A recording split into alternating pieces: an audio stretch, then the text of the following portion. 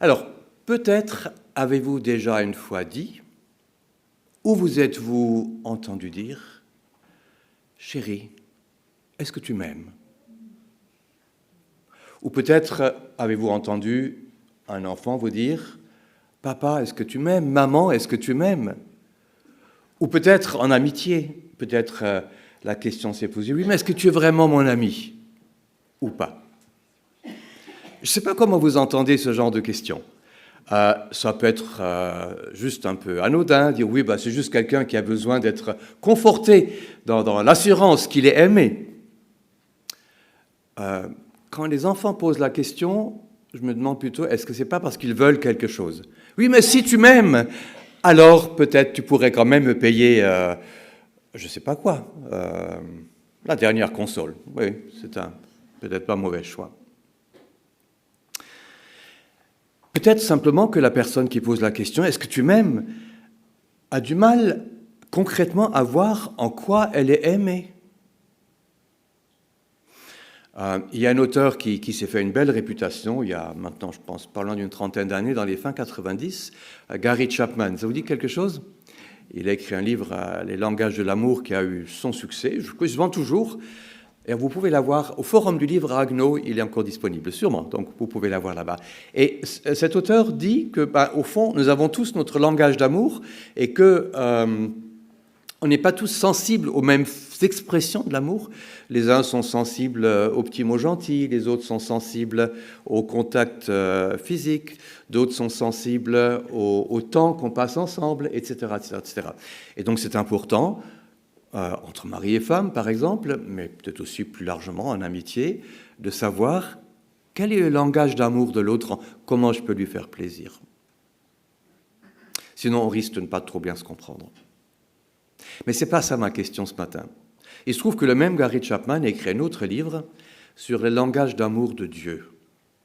Alors, je ne l'ai pas lu, donc je ne peux pas vous le recommander. Peut-être c'est un très bon livre, peut-être pas, je ne sais pas. Mais cette question, est-ce que Dieu nous aime et en quoi est-ce que Dieu nous aime, est une question qui se trouve dans l'Écriture. À un moment donné, dans l'histoire d'Israël, elle s'est posée. Et de façon même un petit peu tendue. Et ça se trouve dans le prophète Malachie. Et je vous invite à ouvrir votre Bible dans le dernier livre du Nouveau Testament, Malachie. Alors, Matthieu, Marc, Luc et Jean sont plus faciles à trouver. Donc, voilà, si vous avez un des évangélistes, vous allez un tout petit peu en arrière. Et juste avant Matthieu, vous allez tomber sur Malachie. Alors, il n'est pas facile à trouver, c'est un petit prophète, il n'a pas écrit beaucoup, 3 chapitres, donc très facilement, on pourrait passer à côté. Mais on le trouve, juste avant Matthieu. Et dans son chapitre 1er, nous lisons les 5 premiers versets de Malachie.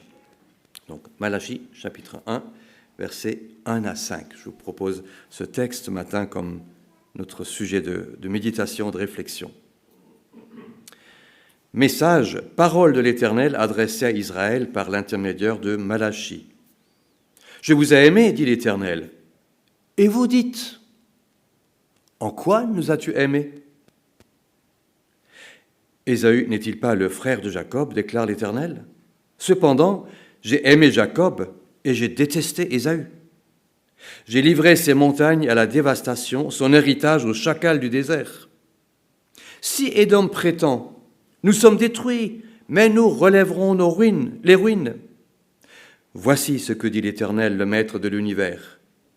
Qu'ils construisent. Je démolirai et on les appellera pays de la méchanceté, peuple contre lequel l'Éternel est irrité pour toujours. Vos yeux le verront et vous direz, l'Éternel est grand, même en dehors des frontières d'Israël. Jusqu'ici, la parole de Dieu. Demandons simplement au Seigneur qu'il nous conduise ce matin par son esprit. Seigneur, on est vraiment tellement content pour ta parole. Merci de l'avoir donnée. Merci qu'elle était inspirée par l'Esprit de Dieu. Merci parce qu'aujourd'hui encore, tu veux nous donner ton esprit pour qu'on la comprenne, pour qu'on la reçoive et qu'elle marque notre cœur, notre vie, d'une manière qui t'honore et qui te glorifie. Et que ce temps que nous passons ensemble ce matin, ces quelques minutes, puisse Contribue à cela, Seigneur, par l'effet de ta grâce et pour ta gloire. Amen. Alors, l'auteur de ces quelques lignes s'appelle Malachie, et il se trouve que c'est un illustre inconnu. Nulle part ailleurs dans la Bible, mais alors vraiment nulle part, il est question d'un Malachie. C'est la seule fois que ce nom arrive dans toute l'Écriture. Et on ne sait rien de lui. On ne sait pas quelle est sa famille. Souvent, on nous dit fils de Ésaïe était fils d'Amoz. On ne dit pas de quel endroit il est. On sait que Jérémie était d'Anathoth. On ne sait pas quel était son métier. On sait qu'Amos, par exemple, était cultivateur. On ne sait rien de lui. Et ce qui a fait supposer à quelques-uns que, en fait, il n'a pas existé, tout simplement. Et que Malachie, il faut comprendre simplement mon messager, c'est ce que veut dire le mot Maliach, Maliaki en hébreu, ça veut dire mon messager, et que c'est donc pas un nom propre, mais que c'est juste un nom, messager, qui pourrait aussi être traduit par ange. Je ne vais pas faire un plat avec ça ce matin, parce que ça ne vaut pas la peine, mais je crois que Malachie, quand même, est à lire comme un nom propre, parce que le fait qu'on ne sache pas grand-chose de lui, ce n'est pas si original que ça. Il y a d'autres prophètes dont on ne sait pas grand-chose. Racontez-moi quelque chose de la famille d'Abias. Je vous écoute. Vous ne savez rien, hein? Oui, moi non plus. Par exemple. Et puis, Malachie a fait quelque chose que l'un ou l'autre prophète a fait. Il a caché son nom dans son texte. C'est-à-dire que dans la suite de son livre, l'expression Malachie revient au chapitre 3, verset 1, où il est question de mon messager, Malachie en hébreu. En fait, il y a un autre prophète qui a fait exactement la même chose, qui a caché son nom dans son texte. Vous vous rappelez qui c'est? C'est Michée, Mikayahu. Qui donc est comme Dieu? Qui veut dire Michée, qu'on retrouve dans le texte de Michée. Donc, on conclut, oui, c'est bien M. Malachie qui a écrit ça. Par contre, ce qu'on sait de lui, c'est que c'est un chic type. Pourquoi je dis ça? Parce qu'on constate qu'il a une très belle qualité littéraire. C'est de très bon hébreu, un langage pur, riche, fort, et il a d'autant plus de mérite à écrire avec un si bel hébreu qu'à l'époque où il vivait, les gens parlaient et de plus en plus écrivaient en araméen, qui est devenu un petit peu la langue véhiculaire à l'époque. Mais lui, il écrit en bon hébreu. Peut-être c'est un peu comme si un Alsacien écrivait en bon allemand.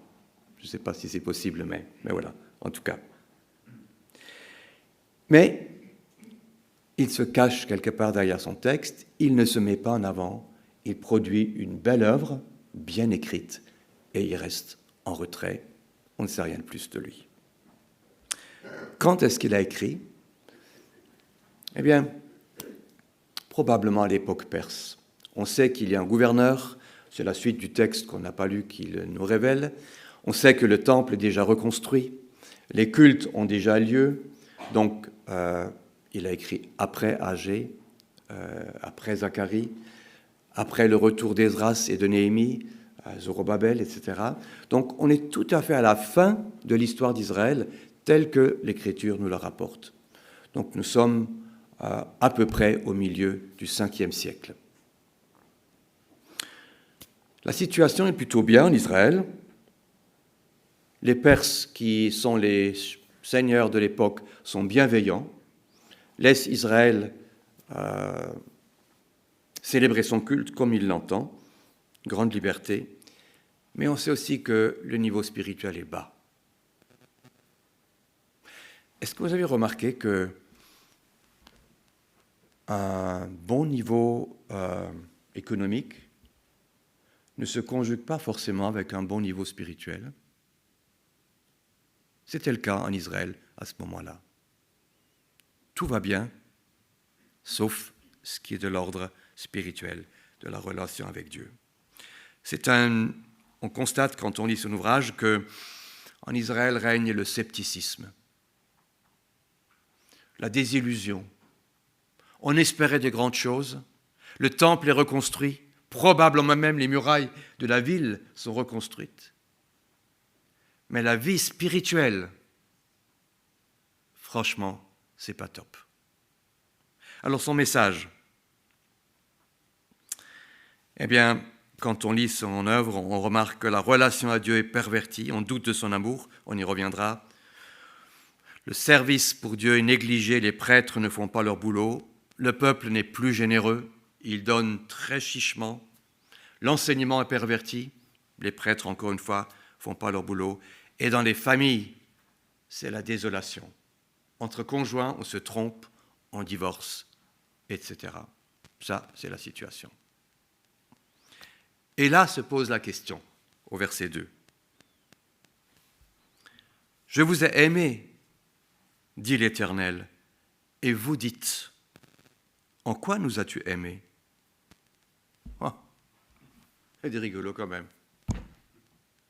Ils vivent une vie religieuse en bâton de chaise et ils se posent la question, « Ouais, mais est-ce que Dieu nous aime ?»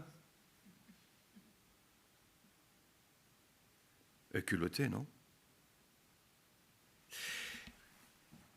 Malheureusement, le texte ne le dit pas, mais j'aimerais savoir sur quel ton est-ce qu'ils ont dit ça. Vous dites « En quoi nous as-tu aimés ?» s'adressant à Dieu. En fait, cette expression « vous dites » revient plusieurs fois dans le livre de Malachie, pas loin d'une dizaine de fois. Et chaque fois, vous dites, c'est une affirmation du peuple, ce que le peuple dit à Dieu ou ce qu'ils se disent entre eux. Par exemple, un peu plus loin, ils disent « En quoi avons-nous méprisé ton nom ?» alors qu'ils apportent en sacrifice des animaux qui sont gâtés, dont ils ne voudraient même pas pour eux. « En quoi t'avons-nous souillé ?» alors qu'ils ont des animaux impurs. « Qu'avons-nous dit contre... » Oups, là. « Qu'avons-nous dit contre toi ?» J'ai rien contre le micro, hein. Voilà. « Qu'avons-nous dit contre toi ?» Ou encore « Oh, c'est inutile de servir Dieu. » J'en conclus que lorsqu'il pose cette question, « En quoi nous as-tu aimés ?» c'est probablement pas très respectueux vis-à-vis de Dieu. C'est plus sur le registre de la provocation, c'est plus sur le registre de la frustration peut-être. Peut-être ils se disent dans leur petite tête ce que peut-être nous pouvons dire aussi parfois, « Ouais, mais si Dieu nous aimait vraiment, il ne permettrait pas ça. Telle ou telle chose n'arriverait pas. » Est-ce qu'il nous aime vraiment? Est-ce qu'il fait vraiment attention à nous? Sait-il seulement où je suis et qui je suis? Dieu, est-ce que tu nous aimes?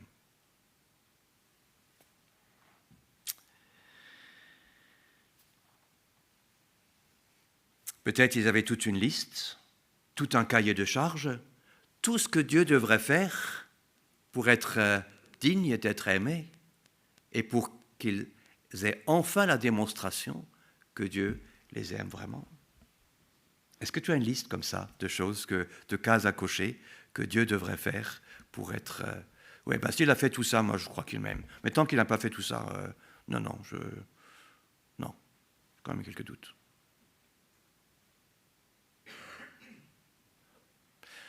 Probablement cette liste cases à cocher n'existe pas pour de vrai, mais peut-être dans le cœur, pour de vrai quand même.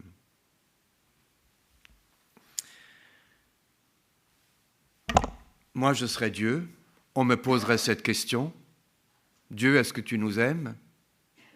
Je crois que j'aurais répondu, les gars, allez vous faire voir ailleurs. Hein. Mais croyez vraiment que je vais vous répondre? Mais vous me prenez pour qui, là? Je suis les zozo de service ou quoi ou... Ce que je trouve déjà extraordinaire, c'est que Dieu condescend à leur répondre.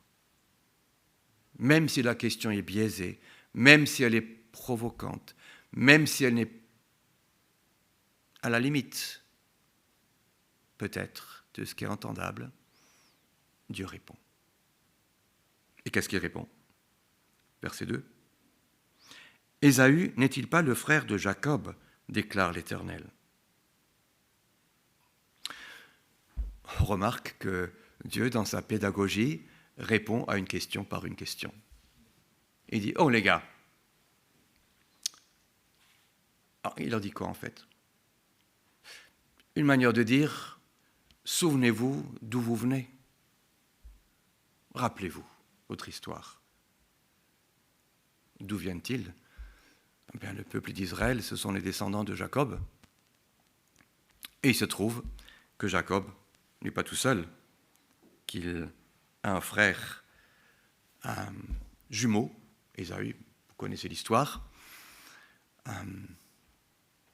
Ils ont donc, s'ils sont jumeaux, c'est même père, même mère, ce qui n'est pas toujours le cas, mais là c'est le cas.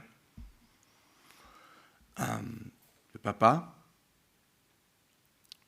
Isaac, la maman, Rebecca, puis un grand-papa, Abraham. Et par recoupement, on se rend compte que Abraham est probablement mort quand les deux galopins, donc Jacob et Ésaü, avaient la quinzaine. Ce qui veut dire que probablement les deux, à un moment ou à un autre, étaient sur les genoux du papy Abraham. Quelle était la relation entre les deux? Ésaü, Jacob.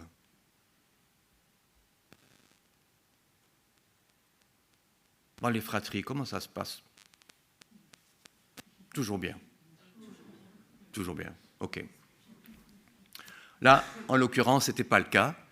Il y avait quand même une famille un peu dysfonctionnelle. Et bon, voilà, je ne vais pas vous rappeler tout, mais on se rappelle quand même que la naissance déjà était pas simple. Lequel est né en premier quand même? Ils se sont bagarrés dans le sein de Rebecca, nous dit-on. Mais bon, il y en a quand même un qui est né en premier, même s'ils sont jumeaux, ouais, c'est comme ça. Ésaü est né en premier, c'est l'aîné, bien sûr.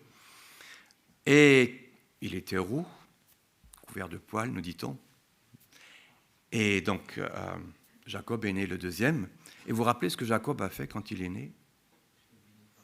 Il l'a tenu par le talon, quand même, tout de suite. Dis-toi, je t'attrape, je te lâche pas. Je ne suis pas sûr que c'était très bienveillant. C'est un sacré roublard quand même, ce Jacob. Arrive le moment où, vous vous rappelez, Ésaü rentre de la chasse, fatigué. Il faut absolument qu'il mange. Et ça tombe bien. Son frère a un plat de lentilles pour lui, un roux.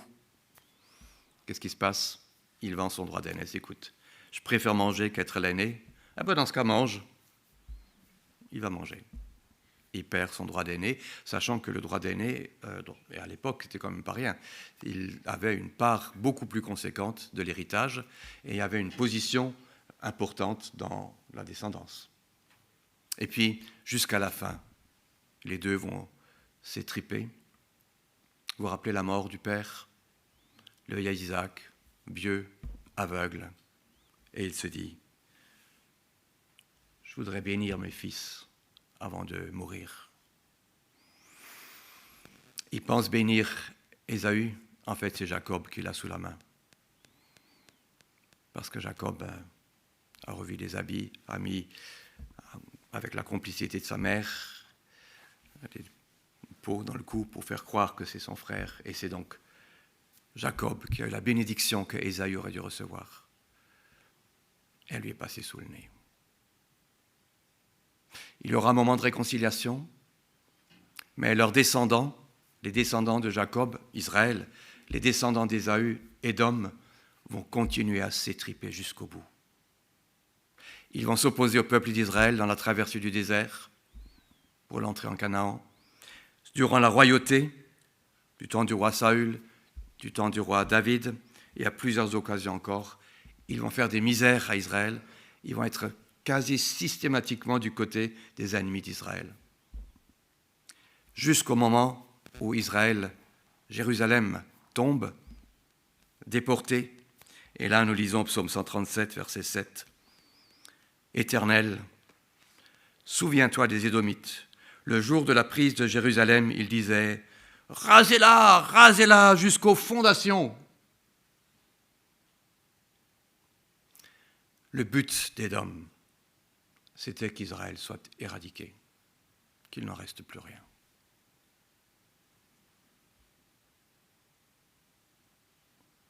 Et donc, que dit Dieu? Je reviens au texte de Malachie, verset 2, la fin, et le verset 3. Cependant, j'ai aimé Jacob, j'ai détesté Ésaü. J'ai livré ses montagnes à la dévastation, son héritage au chacal du désert. Dites-moi, franchement, laquelle de ces deux affirmations vous choque le plus? J'ai aimé Jacob ou j'ai détesté Ésaü? D'autres traductions disent j'ai haï Ésaü. Le terme hébreu peut être traduit par haine sans aucun souci. Laquelle de ces deux affirmations est la plus choquante?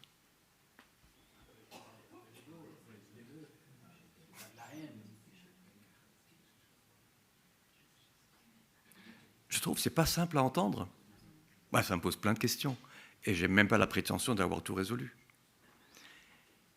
Mais voilà, Dieu prend une position. Dieu fait un choix. Et puis on peut se poser la question, Dieu étant amour, est-ce que c'est compatible avec la détestation, avec la haine?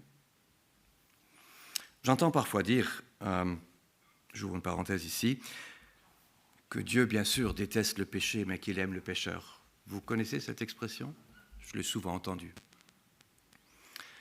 Elle n'est que partiellement vraie. Elle n'est vraie que de façon relative. Parce que, malheureusement, in fine, dans la perdition, en enfer, c'est bien des pécheurs qu'on va trouver, et pas seulement le péché, en tant que concept. L'Écriture a des paroles très fortes, très désagréables sur ce sujet. David, par exemple, dit au psaume 5, « Le mal n'a pas sa place auprès de toi », donc parlant de Dieu. « Les vantards ne peuvent résister devant ton regard. Tu détestes ceux qui commettent l'injustice. Tu fais disparaître les menteurs. L'Éternel a horreur des assassins et des trompeurs. » Est-ce que vous avez remarqué que ce sont des personnes qui sont citées et non seulement des attitudes? David ne dit pas « L'Éternel n'aime pas la vantardise ». Non, c'est les vantards. Ils ne disent pas qu'ils détestent l'injustice uniquement ou le mensonge, mais les menteurs, les assassins, etc. Psaume 11 dit la même chose. Oui, Dieu est amour, mais il est aussi juste.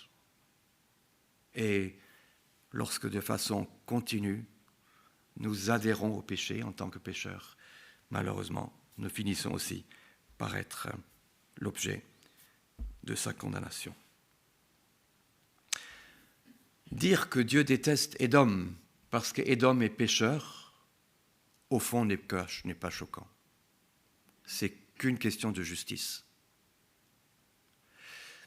Si nous avons du mal avec la détestation du péché, c'est que probablement nous avons une conception trop faible de la sainteté de Dieu. C'est l'éclat de la splendeur, de la gloire et de la sainteté de Dieu qui rend le péché détestable, y compris le pécheur s'il s'identifie de façon durable, permanente, sans repentance à son péché. C'est juste horrible. Mais il me semble qu'il est juste qu'il en soit ainsi. Il serait immoral de ne pas sanctionner le péché. Et le pécheur, il serait inhumain en l'enfermant dans son état et en ne lui donnant pas la possibilité d'en sortir. Alors, on trouvera d'autres traductions qui sont légitimes aussi. Si à tout hasard quelqu'un parmi vous a une Bible Summer, vous voyez que la manière d'exprimer les choses est un petit peu, moins forte. Summer traduit « J'ai aimé Jacob, j'ai écarté Ésaü », ce qui est un petit peu moins fort. Cette traduction, à mon sens, est tout à fait valable parce qu'effectivement, aimer, haïr est un hébraïsme et l'hébreu fonctionne différemment que le français. Et pour l'hébreu, aimer, haïr peut simplement vouloir dire, effectivement, préférer l'un à l'autre et ne doit pas absolument être compris au sens littéral. Revenons à l'autre expression maintenant. J'ai aimé Jacob. Est-ce que c'est moins choquant? Alors bien sûr, nous savons tous que Jacob était un enfant de cœur, évidemment. Oui, c'est ça, à d'autres. Hein. Nous savons tous que Jacob a évidemment mérité l'amour de Dieu. Moi, c'est des anges. Ce sont des crapules. Oui. Et c'est intéressant que Dieu a bien pris soin à Jacob de lui faire comprendre, donc au peuple d'Israël, de lui faire comprendre que s'il a été choisi, ce n'est en aucun cas à cause de ses qualités. Alors ça, c'est un trait qui apparaît très nettement dans le Deutéronome. Je vous donne juste 2 exemples. Le Deutéronome 7. Ce n'est pas parce que vous dépassez les peuples en nombre que l'Éternel s'est attaché à vous et vous a choisi. En effet, vous êtes le plus petit de tous les peuples. Mais c'est parce que l'Éternel vous aime. Ou un peu plus loin, chapitre 9. Lorsque l'Éternel, ton Dieu, aura chassé tes ennemis devant toi, ne dis pas en ton cœur, c'est à cause de ma justice que l'Éternel me fait entrer dans la possession de ce pays. Non. Je crains qu'en aimant Jacob, Dieu n'ait pas choisi les meilleurs. Pas les plus grands, pas les plus beaux, pas les plus forts, pas les plus justes. C'était pas ça la raison. Et peut-être maintenant vous dites-vous, oui, mais ça a changé. Dans l'Église, c'est différent. Dieu, là, il choisit les meilleurs quand même. Hein. Quand même. Hein. Et si Dieu nous aime, c'est franchement, on est les bons, quoi. Hein. Alors ce matin, entre nous, on peut le dire, hein, voilà. On n'oserait pas le dire à l'extérieur, mais là, décidément. Mais là, entre nous, en petit comité, vous n'êtes bien sûr pas convaincus de ça. Je suis toujours épaté comment l'apôtre Paul parle à l'église de Corinthe, en leur disant « Dieu a choisi les choses folles du monde. Dieu a choisi les choses faibles du monde. Dieu a choisi les choses basses et méprisées du monde. Mais c'est grâce à lui que vous êtes en Jésus-Christ. » L'apôtre Jacques renchérit « Dieu n'a-t-il pas choisi ceux qui sont pauvres aux yeux du monde ?» Mes amis, je suis désolé, mais je crains que si Dieu nous a choisis, ce n'est pas parce que nous sommes les meilleurs. Ce n'est pas parce qu'on est les plus beaux, les plus forts, les plus intelligents, les plus vertueux, etc., etc. Non, ce n'est pas la raison. Nous devrions être d'autant plus reconnaissants du choix de Dieu. Du coup, est-ce qu'Israël a eu droit à un traitement de faveur? Est-ce que c'est les chouchous de Dieu? Est-ce que du coup, ils échappent à tout? Tous les autres sont punis, réprimés, et puis eux, parce qu'ils sont les chouchous de Dieu, ils ne sont pas concernés? Au contraire, Dieu punit son peuple. Dieu le corrige quand c'est nécessaire et sévèrement. Samarie a disparu, tout le royaume du Nord a disparu, Jérusalem a été envahi, déporté. Dieu a puni l'idolâtrie de son peuple, l'infidélité de son peuple. Il n'y a pas de passe-droit. Ça n'existe pas.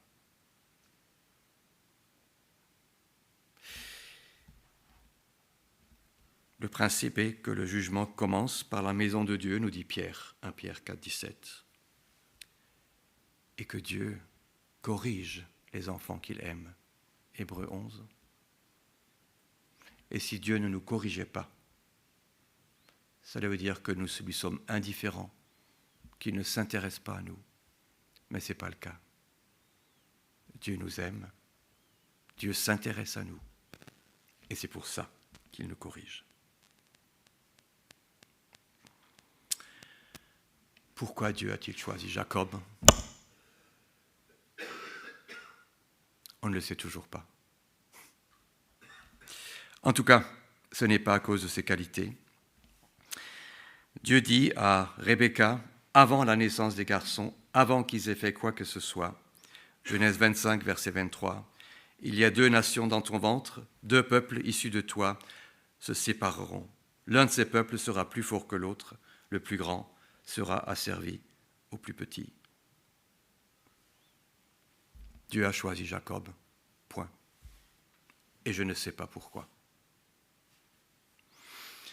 Dieu a choisi Jacob, au fond, parce que ça fait partie, c'est l'expression de son amour pour Jacob. Parce que Dieu a bien voulu le faire.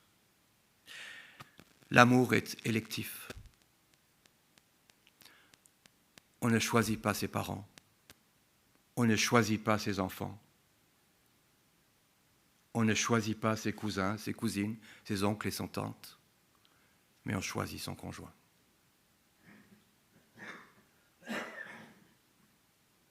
Le choix fait partie de l'expression de l'amour libre.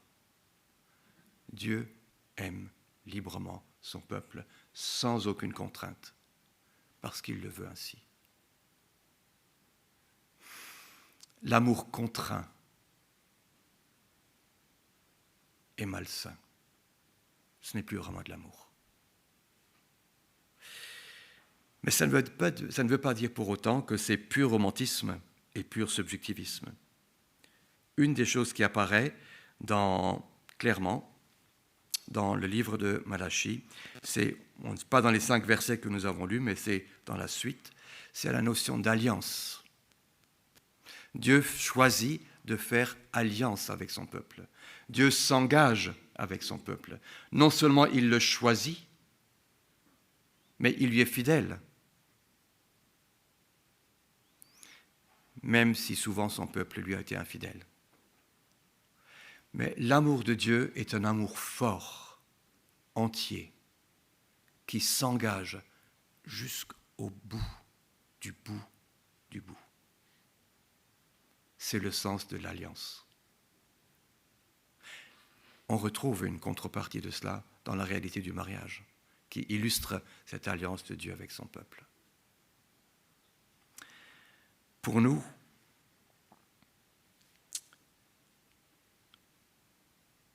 en Jésus-Christ, c'est encore plus fort. La question était, en quoi nous as-tu aimés ? Nous pouvons répondre, tu nous as aimés en Jésus-Christ. Quoi de plus fort ? Dieu va tellement loin dans l'alliance, dans l'expression de son amour, qu'il se donne lui-même pour les siens en Jésus-Christ. Le choix de Dieu n'est pas juste une question de philosophie, ce n'est pas juste une question en l'air de pur romantisme, comme je l'ai dit. C'est une question d'engagement. Dieu s'engage envers ceux qu'il a choisis. Et nous le savons, parce qu'il nous a aimés en Jésus-Christ, parce qu'en Christ, il nous a donné sa vie pour nous, pour notre vie. Et nous sommes entrés dans cette alliance avec lui. Le meilleur endroit pour répondre à la question « En quoi nous as-tu aimés ?» c'est ici, c'est regarder à la croix. C'est à la croix de Golgotha que l'amour de Dieu pour les siens resplendit de sa gloire la plus parfaite, la plus grande, la plus extraordinaire qui soit. Où y a-t-il un Dieu qui donne sa vie pour les siens ? Ça n'existe pas. Ce n'est que l'évangile de Jésus-Christ qui dit cela. C'est une merveille sans nom. Dieu a fait cela pour nous, pour les siens.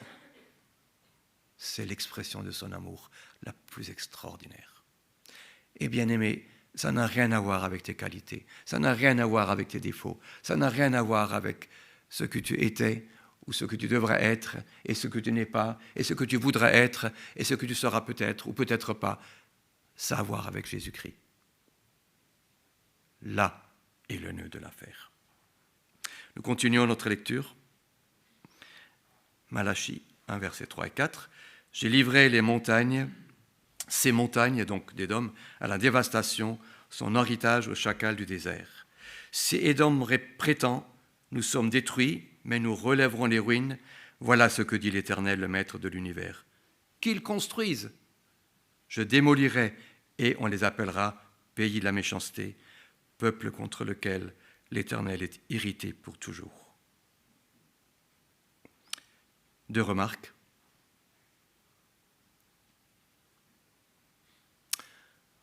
On pourrait dire, alors, ma première remarque, c'est que Édom est châtié de son péché, et visiblement, Israël est racheté de son péché en Jésus-Christ. La deuxième chose, et c'est donc une marque de l'amour de Dieu, parce que pas châtié selon le péché, mais pardonné, racheté. Une autre question pourrait se poser ici, c'est est-ce qu'Édom est une pure victime de Dieu?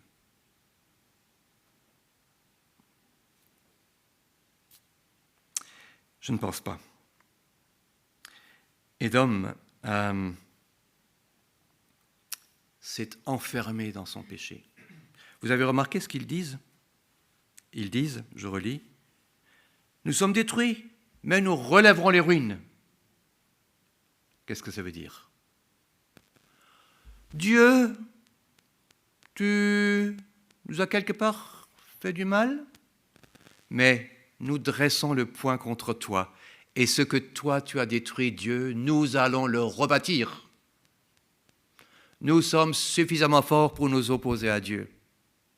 C'est le poing dressé contre Dieu. Édom s'est endurci dans son péché, a refusé de reconnaître la part qui était aussi pour lui. Rappelez-vous, à la fin de sa vie, lorsque Isaac a béni Jacob, Ésaü aussi a eu une bénédiction. Lui aussi aurait pu entrer dans le peuple de Dieu. Et dans les faits, le territoire qu'occupait Édom au sud d'Israël va finalement être intégré dans Israël, va devenir une région qu'on appelle l'Idumée et qui sera une des provinces d'Israël finalement, mais n'existera plus en tant que telle. Mais malheureusement, Édom s'est endurci contre Dieu au lieu d'être d'accord de plier le genou, la tête devant Dieu. Nous terminons avec le verset 5. Vos yeux le verront et vous direz, l'Éternel est grand, même en dehors des frontières d'Israël. Au fond, toute cette histoire ne devrait pas entraîner une spéculation de notre part, mais plutôt l'adoration de notre part. L'idée de spéculer sur l'amour de Dieu ne mène pas très loin, je le crains. Par contre, l'adoration de Dieu à cause de son amour nous mène à la transformation. S'exposer à l'amour de Dieu, adorer Dieu pour son extraordinaire bienveillance à notre égard, va toucher notre vie, touche notre cœur et nous met dans d'autres dispositions. La spéculation ne nous aide pas beaucoup dans ce domaine. L'apôtre Paul va reprendre cette expression. Dieu a aimé Jacob, il a haï Ésaü dans Romains 9, lorsqu'il parle du choix de Dieu concernant Israël, où il explique qu'il y a une partie d'Israël qui n'est pas vraiment Israël, mais voilà, il y a une autre partie qui est touchée par la grâce, qui ne cherche pas son salut dans les œuvres, mais en Jésus-Christ, qui est vraiment intégré dans le peuple de Dieu. Aux Éphésiens, il rappellera que Dieu nous a choisis avant la création du monde, mais je ne voudrais pas manquer la fin, pour que nous soyons saints et sans défaut devant lui. Bien sûr, nous le sommes en Christ, c'est notre statut, mais il faut aussi que nous le devenions dans notre vie quotidienne, dans nos relations à Dieu, aux autres, à ce monde. De temps en temps, je dois penser à mon verset de baptême. Je ne sais pas pourquoi. Les frères à l'époque qui m'ont baptisé en tant que croyant adulte ont choisi ce verset, mais plus d'une fois dans ma vie, il m'est revenu. Il dit, c'est Jean 15, verset 16, qui dit « Ce n'est pas vous qui m'avez choisi, c'est moi qui vous ai choisi. Et je vous ai établi afin que vous alliez et que vous portiez du fruit et que votre fruit demeure. » C'est vrai, avant que je choisisse Dieu, il m'a choisi de toute éternité. Pas parce que j'étais le meilleur. Oh non. Oh non. Je ne sais même pas pourquoi il l'a fait. Mais je sais dans quel but il le fait. Pour que j'aille, pour que je porte du fruit et du fruit qui demeure. Ça, je sais. Et au fond, ce qui devrait nous préoccuper, ce n'est pas qu'est-ce qui a motivé Dieu en amont du choix, mais en aval du choix, qu'est-ce que ce choix devrait entraîner. C'est ça qui devrait nous motiver. Et très clairement, c'est pour que nous portions du fruit qui reste, qui est solide, qui est stable, du bon fruit, qui honore celui qui nous a fait la grâce de nous choisir en Jésus-Christ. Alors, à l'avenir, si jamais la question se pose dans votre tête, est-ce que Dieu m'aime vraiment? En quoi est-ce que Dieu m'aime? Qu'est-ce que vous allez répondre? Je laisse entre vous et le Seigneur. Prions.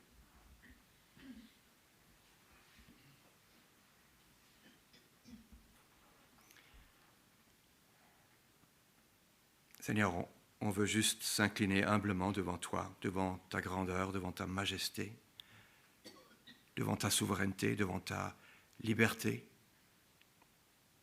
de faire les choses comme tu les entends, comme tu les veux, dans ta sagesse, dans ton amour, dans ta justice, dans ta sainteté. Et nous confessons nos limites. Nous sommes tellement reconnaissants pour ce que tu nous as révélé. Et tu nous as révélé que tu nous aimes en Jésus-Christ, que tu nous sauves en Jésus-Christ, et que Christ transforme notre vie. Et Seigneur, on voudrait être de plus en plus transformés à l'image de Christ, pour que ton amour soit actif dans notre vie, que nous devenions de plus en plus ce que dans ton amour tu voudrais que nous soyons, des reflets de ta grâce, des reflets de ta bienveillance, des reflets de ta justice, des reflets de ton amour, pour que d'autres soient aimés, édifiés, encouragés, fortifiés, et pour que ton nom soit honoré et glorifié. Au nom de Jésus. Amen. Que le Seigneur vous bénisse et vous donne beaucoup de joie dans votre marche avec lui.